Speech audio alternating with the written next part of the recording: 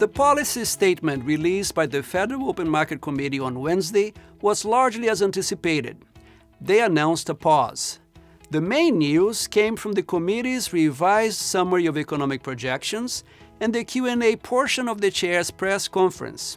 The economic projections and the chair's comments reiterated the committee's determination in its fight against inflation, apparently more so than what was priced in the market.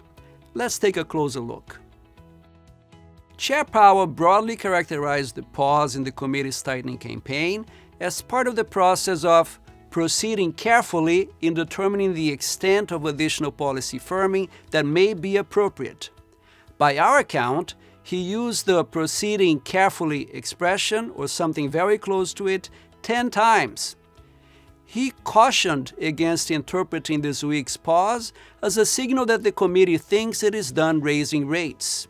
He suggested that a key question now is determining which level of the federal funds rate is sufficiently restrictive and how long it should stay at that level.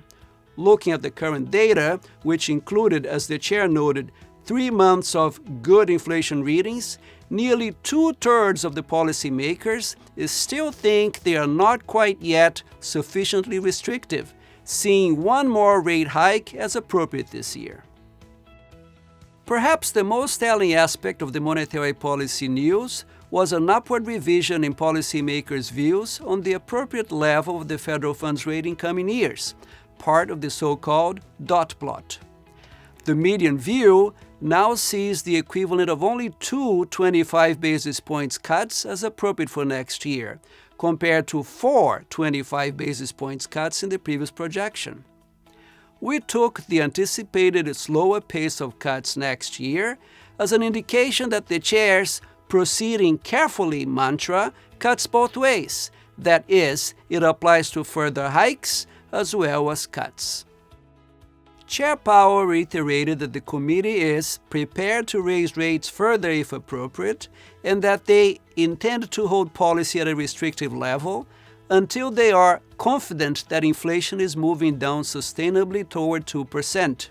So, not surprisingly, all eyes remain on the incoming data on inflation. But the upward revision to the dot plot also highlights the importance of the surprisingly strong data on the labor market and economic activity, which have the potential of being inflationary. As the chair noted when commenting on the higher dots, stronger economic activity means we have to do more with rates.